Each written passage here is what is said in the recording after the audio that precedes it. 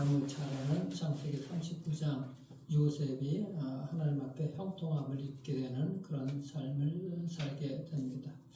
요셉이라는 이름, 이스라엘 백성들 다윗뿐만 아니라 이 요셉도 너무 좋아해요. 요셉은 그리스도의 그 모형이죠. 이름도 그래서 요셉이라고 해서 우리 서성교사, 성에서 선교사도 그 이름, 자기 이름을, 성경 이름을 서요셉이라고 해서 그렇게 바꾸고 이렇게 부르기도 하고 그러죠. 그게 뭐 바울이 폴, 피터, 베드로 이런 식으로 요셉, 요한, 존 이런 식으로 그 조셉 이렇게. 근데 왜 이렇게 이스라엘 백성들이나 또 하나님을 믿는 백성들이 요셉을 좋아하는가? 요셉을 우리가 생각하기에 보통 성경에서 꿈꾸는 자라고 많이 얘기를 해요. 어떻게 보면 그게 이제 고정관념인 것 같다. 사실 모든 사람이 꿈을 꾸잖아요. 꿈꾸지 않는 사람은 없어요. 근데 요셉이 되게 한 것은 그가 꾼 꿈을 이룬 것 때문에 그런 것이 아니라, 꿈을 꾸었기 때문에 그런 것이 아니라 하나님께서 그 꿈을 현실로 만들어 주셨기 때문에 요셉이 된 거거든요. 그러니까 하나님께서 이루어 주시지 않으면 아무 의미가 없는 것이죠. 하나님 안에서 살아가게 될 때 하나님께서 그 꿈을 이루게 해 주시는 것입니다. 그래서 그 꿈을 이루게 해 주신 하나님께서 그 하나님의 형통함이 함께 하시는 것입니다.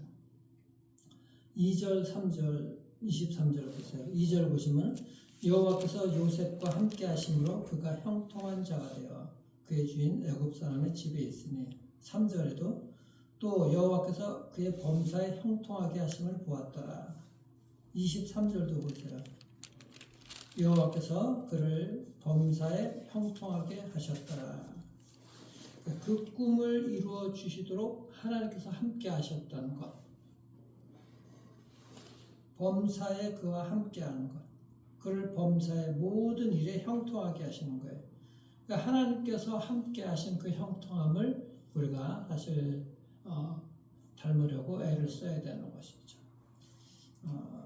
근데 요셉이 형통한 삶을 살았다고 하는 것 여러분들 잘 아시잖아요. 이거 어떻게 요셉의 삶이 형통한 것인가? 우리가 뭐 여러 번 말씀을 듣기도 하고 또 여러분들도 잘 아실 겁니다.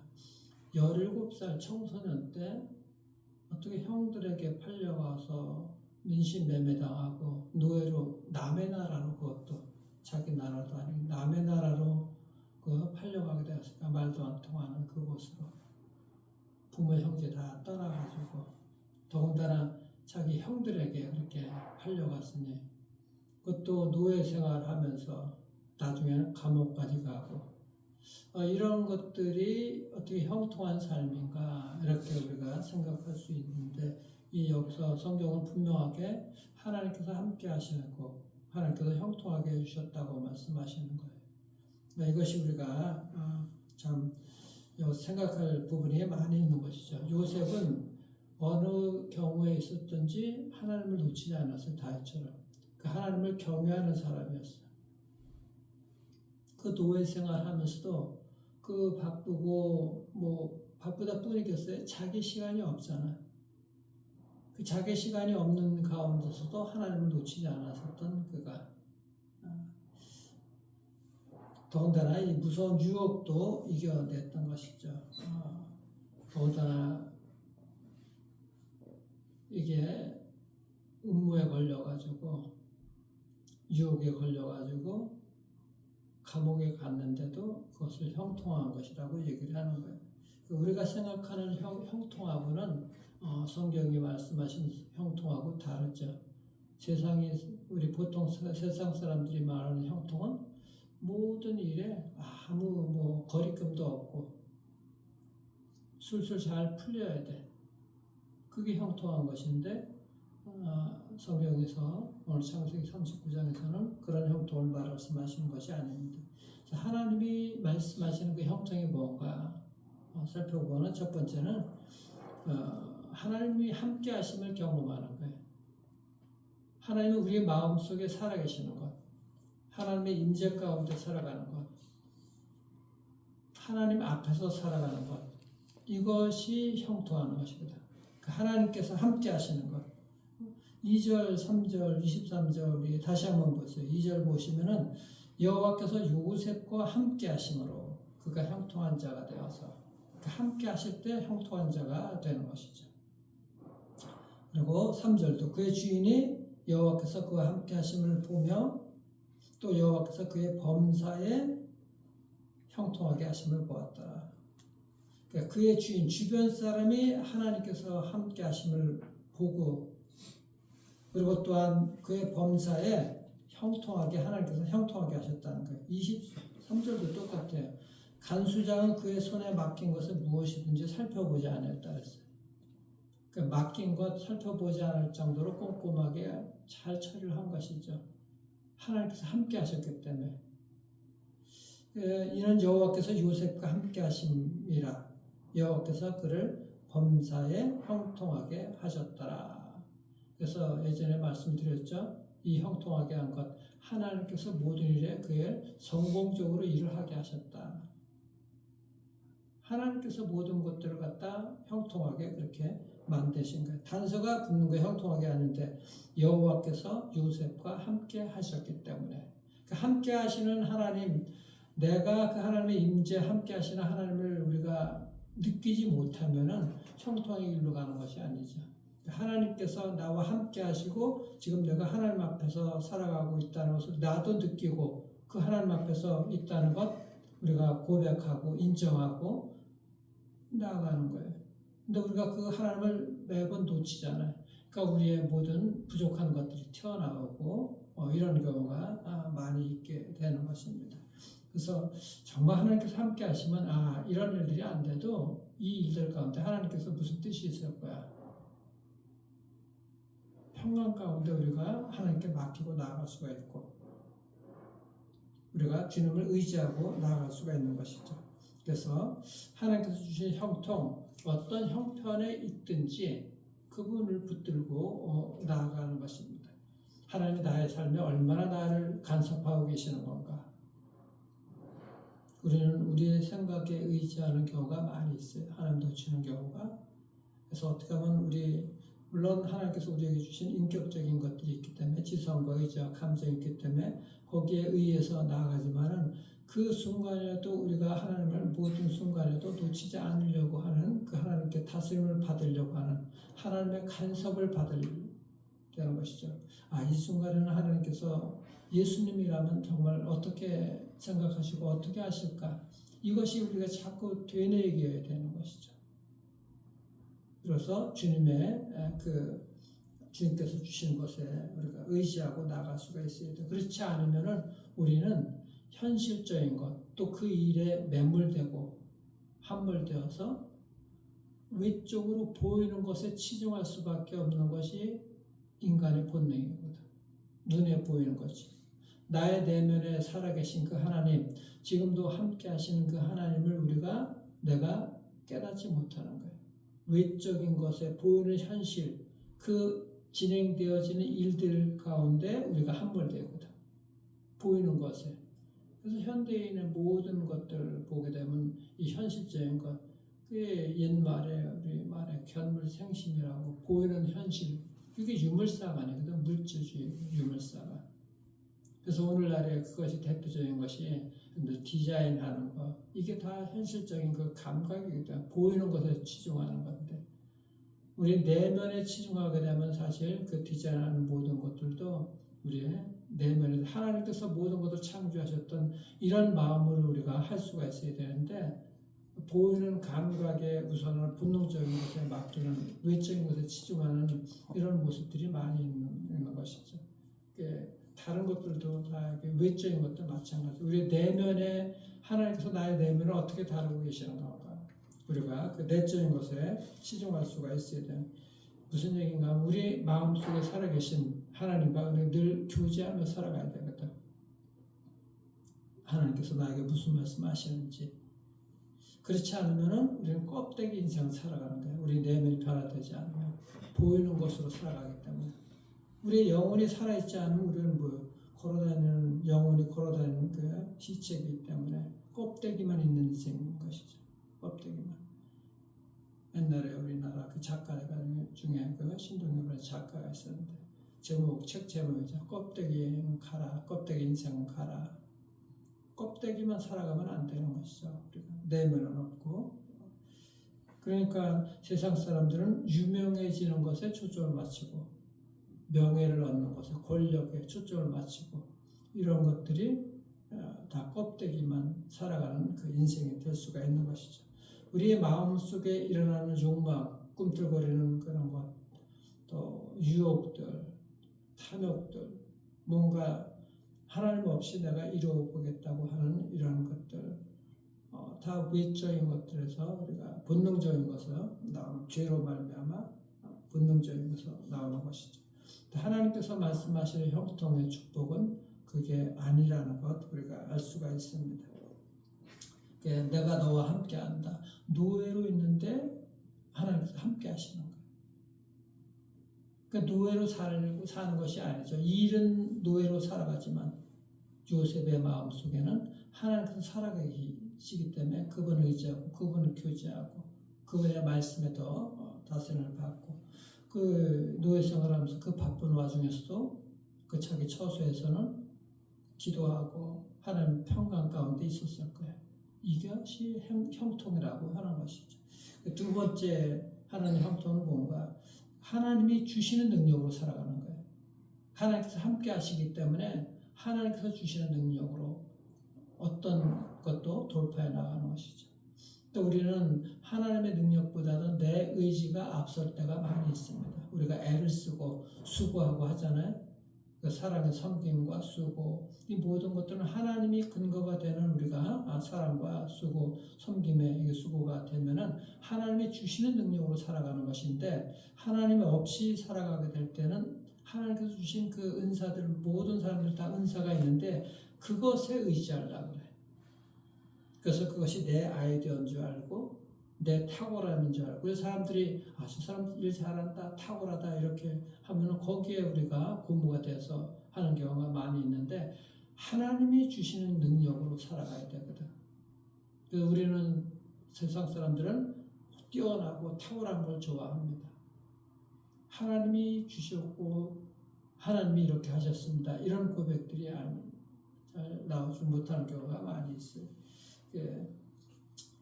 실패하지 않는 것, 1등하는 것, 그걸 다 탁월함이라고 생각하고 그것을 제일로 여기는 경우가 많이 있어요. 우리가 잘못 생각하는 것 중에 하나가 이제 그런 것이죠. 빌립보서 4장 13절에 보면 내게 능력 주시는 자 안에서 내가 모든 것들을 할 수 있다. 나는 모든 것들을 할 수 있다. 다르죠. You can do it.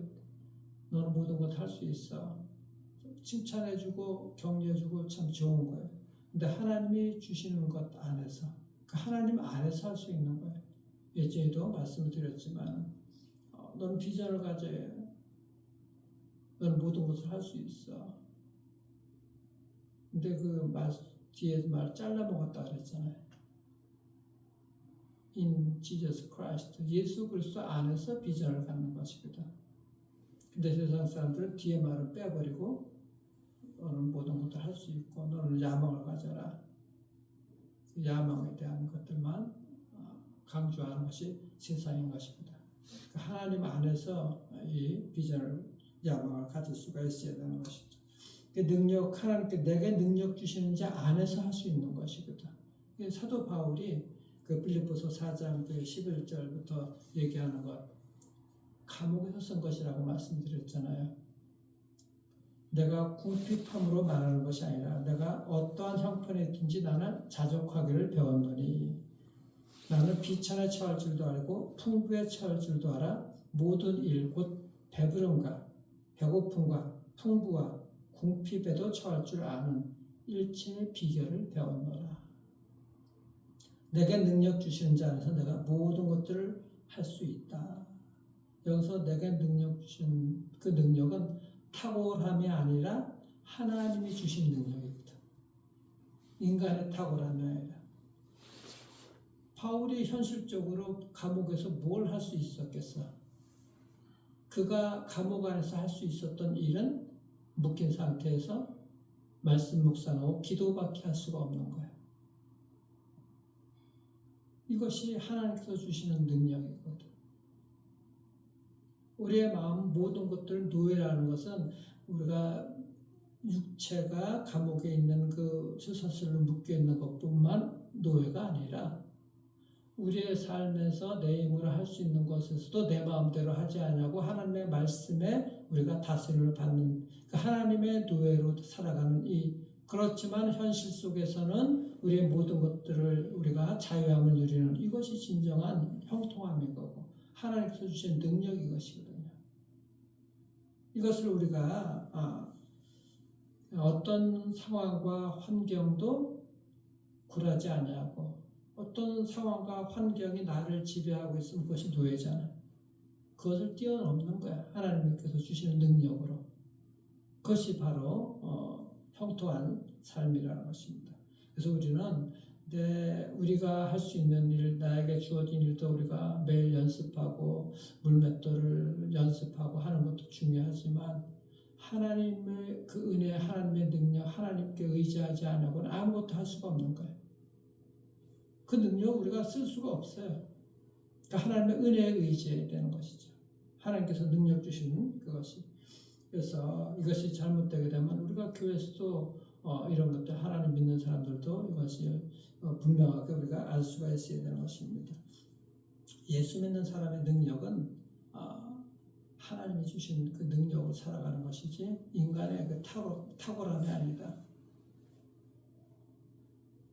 그래서 우리가 열심히 우리가 노력하고 애를 쓰고 하는 것 당연히 맞지만 우리가 해야 될 일, 하나님의 의지, 하나님께서 주시는 그 은혜, 또 하나님 주신 능력 의지하지 아니하고는 우리가 아무것도 할 수 없다는 것을 우리가 정말 분명하게 느낄 수가 있어야 되는 것입니다. 그리고 그런 가운데 그렇기 때문에 하나님께서 주신 것 모두가 우리가 만족을 해야 되죠. 만족을 해야 돼. 내 능력만 탁월한 것, 내 의지만 가지고 하려고 그러면은 나에게 주어진 것들이 불만족스러워요. 나는 왜 은사가 이거밖에 안 돼? 자존감, 열등감이 생기게 되는 거, 자존감이 상실하게 돼. 그런데 내가 이게 부족하도 남들보다 떨어져도 하나님의 능력으로 하나님을 믿고서 나아가게 되면 그 세상 사람들이 가지고 있는 능력보다 탁월하게 이루어주게 주시거든 하나님께서. 이것이 형통인 것이거든. 근데 우리가 내가 가진 것만 의지하게 되고 나에게 주어진 것이 부족하다고 느끼고 왜 이것밖에 안 주셨냐고 불평하게 되면 그것이 하나님의 능력이 이미 하나님이 그 마음속에 하나님을 의지하지 못하는 것이잖아요. 그렇기 때문에 우리가 주신 것 모든 것들, 물질이 됐던 은사가 됐던 우리의 모든 삶에 부족한 것들 하나님께서 주신 것이구나. 그 모든 것들 만족하고 하나님을 의지하고 나아가는 거예요. 기쁨 가운데. 그것이 없으면 우리의 마음속에 늘 불안하고 불평하고 평강이 없어요. 없어도 하나님을 의지하고 나가는 그 평안이 있게 되는 것이고 그것들로 사용해서 하나님을 기쁘시게 하는 그런 삶을 살아가는 것이죠. 마지막으로 그 진정한 형통의 삶은 무엇인가? 하나님께서 나를 형통하게 하셨다면 그 형통으로 주변 사람들을 복되게 하는 것, 이것이 진정한 형통인 거예요. 우리는 늘 제가 말씀드리지만 남을 복되게 하는 인생인 거예요. 어떻게 하든 내 주변에 있는 영혼들, 우리가 그 양이라고 그랬잖아요. 그들을 복되게 해줘야 되는 거예요. 그 영혼들을 살리게 하는 거예요. 나에게 주어진 것들을 그들을 위해서 우리가 쓰는 것이죠. 이게 그리스도의 삶인 거예요. 예수 그리스도가 우리를 복되게 하려고 이 땅에 오신 것이잖아요. 우리를 살리려고. 나에게 주은 모든 것들이 남을 복되게 하려고 하는 것이 진정한 형통인 것이지 하나님께서 나에게 모든 것을 잘 되게 해주신 것을 나만 누리고 살아가는 것, 그것이 형통한 것이 아니라는 거예요. 내가 안 되고 부족하고 한다 할지라도 그것이 우리가 정말 마음에 넓게 예수 그리스도를 믿게 됐다 하면은 진정한 구원을 받고 그리스도로 만족한다 하면은 우리가 그 주어진 것으로 남을 복되게 할 수가 있어야 되는 것입니다. 요셉을 보면은 알 수가 있잖아요. 요셉 요새 7년 기간 동안에나 총리가 된 다음에 그걸 쌓아놓고서 나중에 그걸 다 창고를 풀어서 그들을 살리게, 이집트뿐만 아니라 주변 모든 나라들을 살리게 되는 이런 놀라운 일들을 행하게 되는 것이죠. 그 쓰임 받게 되는 거예요. 그 5절도 보십시오. 5절 우리가 보시면은 그가 요셉에게 자기의 집과 그의 모든 소유물을 주관하게 한 때부터 보디발이 여호와께서 요셉을 위하여, 이 참 여기서 보십시오. 여호와께서 요셉을 위하여 그 애굽 사람의 집에 복을 내리심으로. 그러니까 하나님께서, 하나님의 사람들은 하나님의 사람을 위해서 주변 사람들을 갖다가 복되게 하는 거야. 요셉이 하나님의 마음에 들었고, 다윗처럼 하나님께서 요셉 때문에 그 사람들을 복을 받게 하시는 것이죠. 그러니까 우리가 어디를 가든지 하나님의 말씀대로 살아가는 사람이기 때문에 하나님께서 우리를 위해서 주변 사람을 복되게 하는 것이죠. 여러분들 때문에 여러분들 직원들이 또 주변 사람들이 당연히 복을 받아야 돼. 여호와의 복이 그의 집과 밭에 모든 소유에 미친지라. 세상적인 복, 물질의 축복도 하나님께서 그렇게 주시는 거예요. 근데 그것이 나 때문에 그렇게 됐다, 우리는 그 인식하는 것이 아니죠. 하나님이 저 사람들을 복되게 하셨구나, 내가 그런 축복의 유통자가 되어야 된다는 것이죠. 유통자가, 복을 유통시키는 자가, 축복의 통로가 될 수가 있어야 되는 거예요. 그래서 이 성경적인 형통의 원리, 우리 삶에 그대로 우리가 적용할 수 있어야 되는 것입니다. 당연히 내가 하나님께 복을 받아 형통하죠. 근데 그 내 형통이 주변 사람들에게 흘러가야 되고 남들이 복을 받을 수가 있어야 되는 것입니다. 현실의 삶에서 사실 적용이 되어야 돼요. 이전에도 말씀드렸지만 캐나다에 어떤 이민 가신 한국분이 계셨는데 설렁탕 집을 했어요. 우리는 하루 종일 때는 그 24시간 그 붓대서 해서 하는 그 진국이 나오잖아요.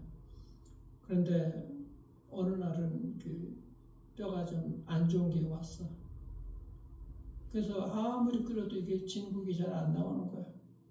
그 전화를 해갖고 했더니 그 뼈를 공급해주는 분이 상태가 안 좋아서 그러는데 그 뽀얗게 하는 거 방법이 있다고. 여러분들 잘 아시잖아요.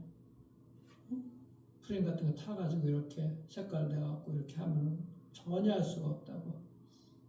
그 얘기 듣고서 그 집주인이 그날 장사를 접었어.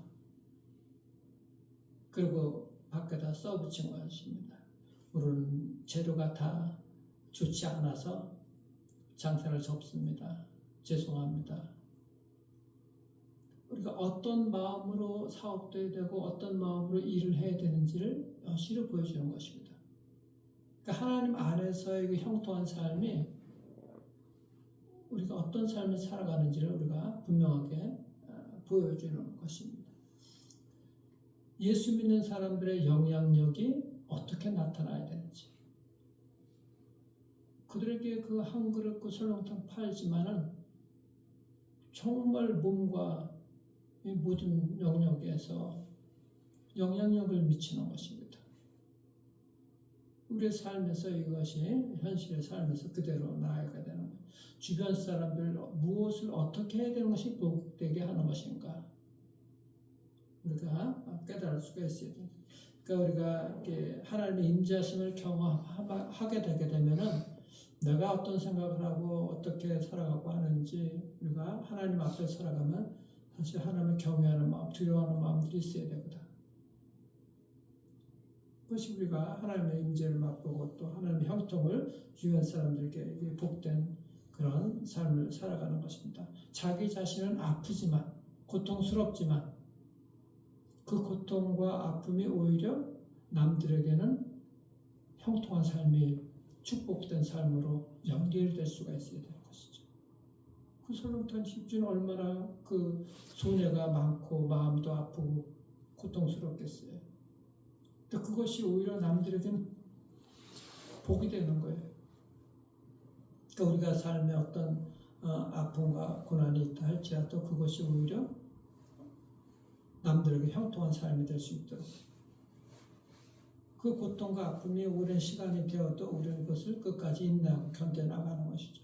요셉의 삶이 그런 것이죠.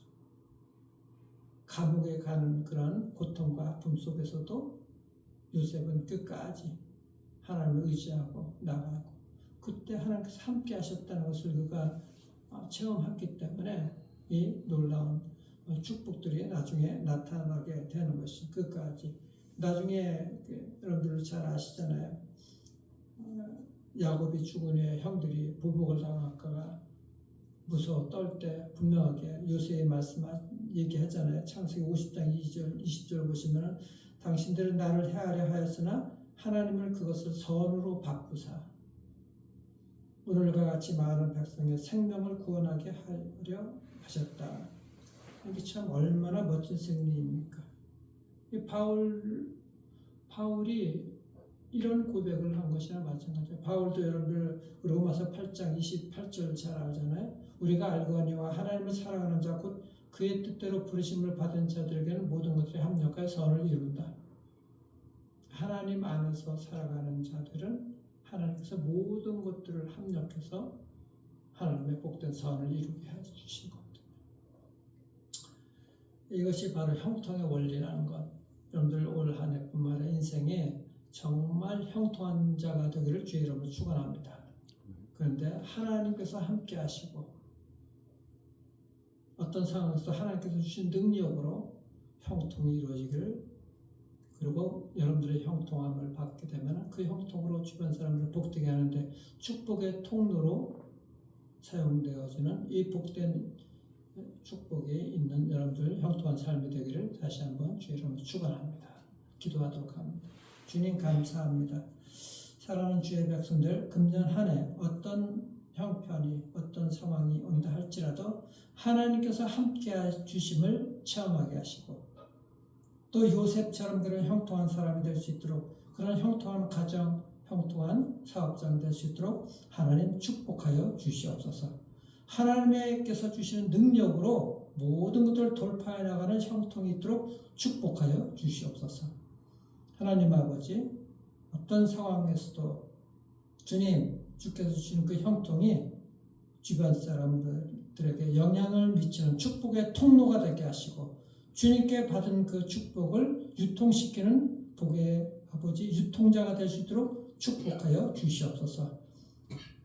우리 사랑하는 성도님들, 이 새벽에 나온 주의 백성들, 또 아버지 우리 다음 세대들 이러한 축복의 유통자로 형통한 인생들 살아갈 수 있도록 역사해 주시길 소망하고 살아계신 우리 구주 예수 그리스도의 이름으로 감사기도 드리옵나이다.